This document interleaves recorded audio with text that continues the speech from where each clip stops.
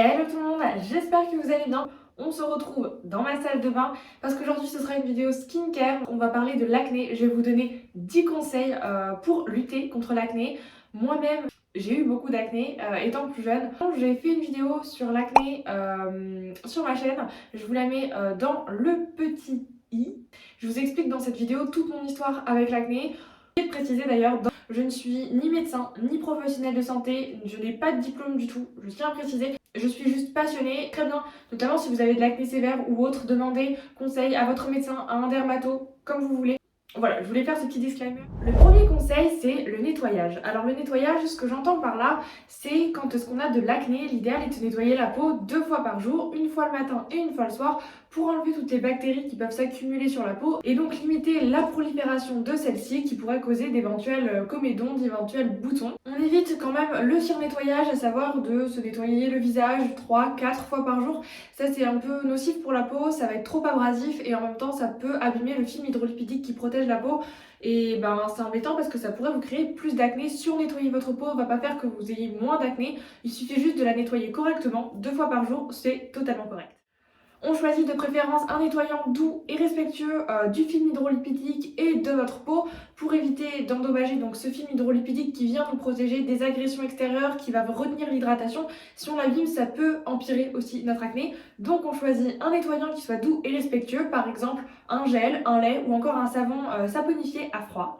On pense également bien aussi à se démaquiller si on est maquillé, de préférence avec une huile démaquillante parce que les huiles démaquillantes vont être beaucoup plus douces pour la peau et il ne faut pas oublier aussi qu'une peau acnéique reste une peau qui reste un peu sensible. Il ne faut pas être trop brute, il faut faire aussi attention et prendre soin de notre peau même si on a de l'acné, c'est quand même quelque chose qui est hyper important.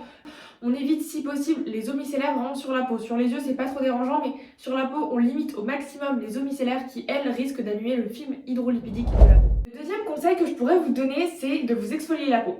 Alors l'exfoliation, j'en ai fait une vidéo complète sur ma chaîne qui s'appelle Ce geste skincare qui change tout. Je vous la mets également dans le petit i. En tout cas, l'exfoliation, elle est importante quand on a de l'acné. Enfin, peu importe quel type de peau on a, peu importe quel problème on a, s'exfolier la peau reste hyper important, mais d'autant plus quand on a de l'acné. C'est quelque chose qui peut vraiment tout changer et moi, pour ma part, c'est quelque chose qui a énormément amélioré ma peau, je dirais, vraiment. Donc selon son type de peau, l'idéal est d'exfolier sa peau au minimum une fois par semaine, entre 1 et 3 fois par semaine au maximum.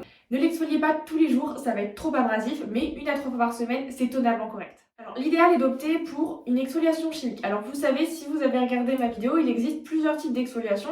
Les exfoliations chimiques, les exfoliations mécaniques. Il vaut mieux privilégier l'exfoliation chimique, qui est une exfoliation qui va se faire pas avec des grains justement, c'est quelque chose souvent pour la plupart du temps qu'on va laisser poser. Ça peut également être sous forme de sérum, sous forme de lotion, ça dépend. Il n'y en a pas forcément un qui est mieux qu'un autre, mais l'idée est quand même de s'exfolier avec des exfoliants chimiques. L'idée pour l'acné, c'est de prendre une exfoliation chimique à base d'AHA ou de BHA. Donc les AHA, ce sont les acides de fruits et les BHA, par exemple l'acide salicylique. Il faut savoir que les AHA vont agir plus en surface de la peau, dans l'épiderme, alors que les BHA, eux, vont pénétrer jusqu'au derme. Ça va être vraiment bien pour les peaux, notamment avec beaucoup d'acné et des points noirs, parce qu'il va vraiment pénétrer en profondeur et donc désincruster tous les points noirs et les boutons. Les AHA sont également aussi très bons pour les peaux acnéiques. On fait attention avec les BHA, notamment si on a une peau sensible, parce que ça reste assez puissant. Et on fait surtout attention aux concentrations de nos produits à base d'AHA et de BHA. Pour cette exfoliation, on peut très bien la faire 2 fois par semaine. Moi, c'est ce que je fais encore à l'heure actuelle. 2 fois par semaine pour une exfoliation chimique, c'est totalement correct. On peut aller à un peu plus, mais ça dépend quel type d'exfoliant vous utilisez, la concentration qu'il y a également dans le produit. Si c'est un sérum qui contient 2% d'AHA, vous pouvez peut-être, selon les préconisations aussi de la marque, l'utiliser tous les jours. Il faut vraiment regarder aussi ce que la marque préconise. Ne prenez pas trop d'AHA ou de BHA parce que ça pourrait être, à l'inverse, un peu trop nocif de s'exfolier trop la peau. L'avantage des exfoliations chimiques, c'est qu'elles n'abîment pas le film hydrolipidique de la peau et donc la protègent encore plus. Et ça, c'est quelque chose qui est quand même hyper important, notamment quand on a de l'acné. Il existe du coup aussi des gommages, donc une exfoliation mécanique. Alors celle-ci, moi, je sais que c'est quelque chose que je ne conseille pas aux personnes ayant une peau sensible, une peau sèche, etc. Par contre, quand on a de l'acné, ça peut éventuellement se discuter. Elle va être beaucoup plus abrasive que l'exfoliation chimique à base d'AHA ou de BHA. L'idéal n'est pas de la faire plus d'une fois par semaine, une fois tous les 10 jours, selon le type de peau qu'on a. Voilà, privilégiez peut-être 2 fois par semaine par exemple une exfoliation chimique et une fois par semaine, pourquoi pas une exfoliation mécanique si vraiment vous aimez le fait d'avoir des grains ou quelque chose qui nettoie bien. Alors quand je dis exfoliation mécanique, c'est tout ce qui est les gommages, donc des choses avec des grains. Les brosses nettoyantes aussi pour le visage ils sont une exfoliation mécanique. Alors pour les exfoliations mécaniques, l'idée est de vraiment de privilégier des gommages à base de micro-grains, vraiment des tout petits grains. Ne prenez pas des gros grains qui vont être beaucoup trop abrasifs et qui vont même peut-être irriter votre peau. Pour votre peau, il existe également les exfoliations enzymatiques qui font partie également de la catégorie des exfoliations chimiques. Les exfoliations chimiques, on peut les faire de deux manières, soit avec des acides, donc AHA, BHA ou PHA, soit avec donc, des enzymes, donc une exfoliation enzymatique. Les enzymes vont venir donc décoller toutes les cellules mortes et vont agir aussi comme exfoliants tout simplement. On peut les utiliser très bien quand on a de l'acné. L'idée en fait quand on a de l'acné, c'est de s'exfolier la peau quand même plutôt régulièrement. Selon votre type de peau, entre 1 à 3 fois par semaine, l'idée est quand même de privilégier une exfoliation chimique, alors soit à base d'enzymes, soit à base d'acide, et de limiter les exfoliations mécaniques qui pourraient endommager la barrière hydrolipidique de votre peau et un peu irriter l'acné. Mais c'est pas totalement déconseillé, si c'est des micro-grains, vous pouvez toujours continuer, l'idée est de ne pas en faire trop. Il y a plein de choses à faire attention aussi quand est-ce qu'on veut s'exfolier, notamment avec des exfoliations chimiques. Dans ma vidéo justement sur l'exfoliation, vous pouvez trouver tout ce à quoi il faut faire attention quand est-ce qu'on utilise une exfoliation chimique. En tout cas, l'exfoliation en règle générale est hyper importante pour l'acné. C'est quelque chose qui peut tout changer pour votre peau. Donc pensez à vous exfolier. Le troisième conseil que je pourrais donner pour lutter contre l'acné, c'est de penser à hydrater sa peau. Alors souvent quand on a de l'acné, on a tendance à vouloir purifier uniquement notre peau. Alors oui, c'était cool. Pensez également à vous hydrater parce qu'il faut surtout pas dessécher une peau acnéique.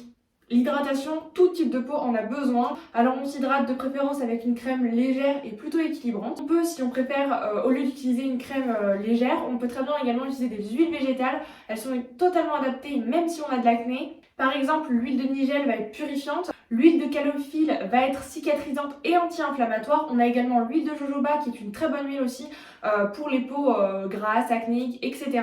Je tiens à préciser que les huiles que je viens de citer ne sont pas comédogènes et donc ne vont pas vous causer d'acné, ne vous inquiétez surtout pas. Et d'ailleurs, si vous voulez choisir une autre huile que celle que je vous ai présentée, c'est totalement possible, mais vérifiez bien qu'elle soit pas comédogène. Mais pensez à vous hydrater la peau, c'est hyper important.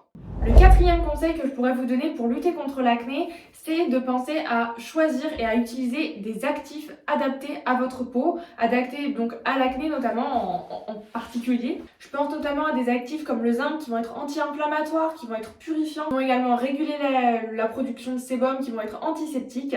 Il va également y avoir le cuivre qui va être séborégulateur et antibactérien, l'aniacidamide qui va être anti-inflammatoire, ou encore l'acide salicylique et même l'aloe vera qui sont des actifs qui peuvent être très cool pour les peaux acné. L'idée, si vous choisissez d'utiliser ces actifs, c'est souvent on peut les trouver dans des sérums, dans des crèmes, dans des lotions, dans des toniques, enfin on peut très bien les utiliser tous les jours si c'est préconisé par la marque, bien sûr selon le produit, mais c'est vrai que ces actifs vont jouer notamment sur l'acné.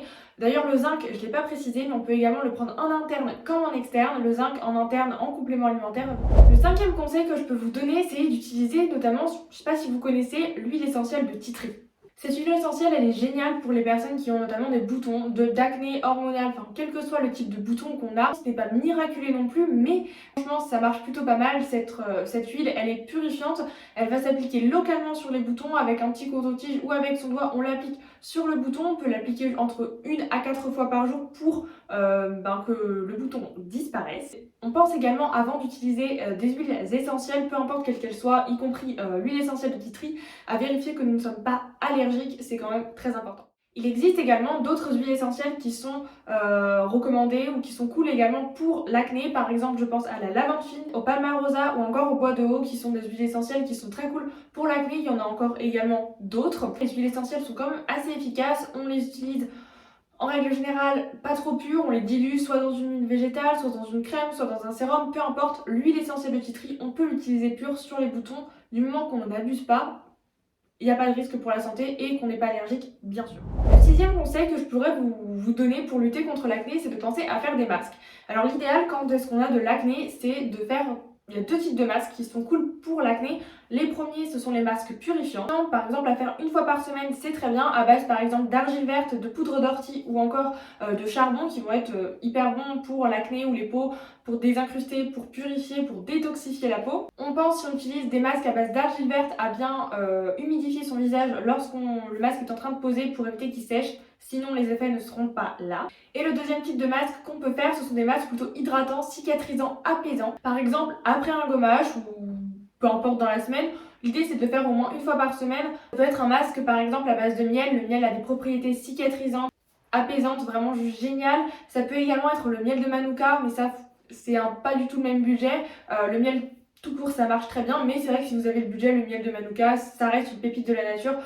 On pense également après un masque, même si c'est un masque hydratant, à s'hydrater la peau avec une crème, peu importe, mais à s'hydrater la peau c'est hyper important après un masque. Et d'ailleurs, il faut également penser à s'hydrater la peau, je ne l'ai pas précisé, après une exfoliation ou un gommage. Le septième conseil que j'ai à vous donner, c'est un conseil que vous avez peut-être déjà dû entendre à plein de reprises, c'est d'éviter de trop se toucher la peau, d'éviter de se percer les boutons, même si c'est très tentant, moi la première, le nombre de fois que je l'ai fait, voilà, mais en théorie c'est pas ouf et c'est pas super recommandé pour l'acné. Si vraiment vous voulez le faire, faites attention à avoir les mains propres. C'est quand même très important pour éviter que vous rajoutiez des bactéries sur votre visage. En fait, le fait de se toucher la peau et de se percer les boutons, ça va favoriser l'inflammation et la prolifération bactérienne et donc par ce fait, cela peut aggraver l'acné. C'est pour ça que je vous dis d'avoir au minimum les mains propres, même si on évite de se toucher la peau. L'idéal est de ne pas se la toucher du tout. Mais je sais que des fois, c'est pas évident à faire. Moi-même, je suis passée par là la première. Le huitième conseil c'est de boire 2 litres d'eau par jour. Vraiment, c'est hyper important. Autant il est hyper important de s'hydrater la peau de l'extérieur, mais il est tout autant important de s'hydrater la peau de l'intérieur et ça passe par juste boire 2 litres d'eau par jour. Je pense que c'est le conseil avec l'exfoliation, qui a le plus changé ma peau. Boire 2 litres d'eau par jour, je ne pensais pas que ça pouvait avoir un impact autant important sur ma peau, mais pourtant ça a bel et bien eu un impact qui est non négligeable. L'eau en fait va permettre d'éliminer les déchets et les toxines pour éviter qu'ils réapparaissent sur votre peau. Et puis l'eau elle est hyper importante pour notre corps, dans tous les cas, pas que pour l'acné, parce qu'il faut savoir qu'un corps adulte en moyenne est composé à 65% d'eau, ce qui est quand même pas mal du tout. Donc on hydrate son corps et on boit suffisamment d'eau, ça risque de changer pas mal de choses. L'avant-dernier conseil que j'ai à vous donner, c'est de faire du sport. Oui, pour lutter contre l'acné, mais l'idéal est de faire du sport où on transpire principalement parce que ça va permettre d'éliminer les déchets et les toxines, encore une fois, mais par la transpiration. L'idéal de faire du sport, c'est 2 à 3 fois par semaine, ça suffit amplement. Vous le faites peut-être sûrement déjà. Après, si vous en faites pas, ça peut peut-être aider. C'est pas le remède miracle, hein, c'est pas obligatoire. Mais ça peut être un conseil un petit plus aussi d'aider votre corps à éliminer les mauvaises choses qu'il a en lui, au lieu de les éliminer par la peau et par donc de l'acné. Le dernier conseil que je peux vous donner pour lutter contre l'acné, c'est de privilégier une alimentation qui va être anti-inflammatoire. Parce que oui, l'alimentation peut être une cause, une des raisons que vous ayez de l'acné, parce que votre foie va mal digérer certains aliments et donc ça va être plus ou moins inflammé. Moins vous consommez d'aliments inflammatoires, moins votre acné peut être inflammatoire. Alors ça dépend quel type d'acné vous avez encore une fois, mais ça peut quand même limiter l'acné inflammatoire et c'est quand même pas mal. Alors pour ça, l'idée est quand même de manger équilibré, on n'oublie pas de manger équilibré, notamment une alimentation riche en fruits et légumes qui vont vous apporter de l'eau, des vitamines, des minéraux qui sont essentiels au bon fonctionnement de notre corps, mais aussi pour votre peau. Les aliments inflammatoires principaux sont notamment le sucre, mais principalement les sucres raffinés, le sucre blanc qu'on peut trouver dans les bonbons, dans les chocolats, dans les produits industriels. On limite au maximum ces sucres raffinés qui vont être hyper inflammatoires pour la peau. Alors c'est pas pour autant qu'on doit les supprimer totalement. Et également un autre aliment qui est très inflammatoire, c'est la viande rouge. Alors uniquement la viande rouge, pas les viandes blanches, etc. La viande rouge est très inflammatoire, donc si on peut limiter sa consommation, c'est quand même une bonne chose pour notre acné. Ensuite, pour l'acné, on va venir privilégier une alimentation riche en vitamine A, en vitamine E et en zinc. Ces vitamines et ces minéraux-là, on va les retrouver notamment dans l'abricot, dans la carotte, dans la dinde, dans les fruits de mer, dans les lentilles, dans les poissons gras également, dans les oléagineux, dans le quinoa, dans la patate douce, dans le riz complet, dans les légumes à feuilles vertes foncées, dans la tomate, enfin on les retrouve dans pas mal d'aliments, mais l'idée est quand même de manger des aliments qui sont plus adaptés aussi à notre type de peau, donc notamment ceux que je viens de citer, mais pas que, hein, ça se limite pas qu'à ça, loin de là. Mais c'est vrai que des aliments riches en vitamine A, en vitamine E et en zinc sont particulièrement conseillés en cas d'acné. J'en ai fini avec tous les conseils que j'aurais pu vous donner pour l'acné. J'espère en tout cas que cette vidéo vous aura plu, qu'elle vous sera utile, que vous ayez peut-être appris des choses. J'ai essayé vraiment de faire pas mal de recherches pour aussi vous donner une vidéo assez complète et les conseils aussi que moi j'aurais peut-être aimé entendre, voulu entendre quand est-ce que j'avais beaucoup d'acné. J'ai guéri avec ce genre de conseils. Si vous avez des questions par rapport à ce sujet, quelque chose que vous n'avez pas compris, quelque chose que vous voulez que j'approfondisse ou des questions tout court même sur l'acné, n'hésitez pas à me les poser en commentaire, je vous répondrai avec plaisir. En tout cas, j'espère que cette vidéo vous a plu. N'hésitez pas à la liker et à vous abonner. Ça me fait toujours très plaisir et ça permet de mettre en avant également mon travail. Moi en tout cas, je vous retrouve le mercredi prochain à 18 h sur ma chaîne YouTube.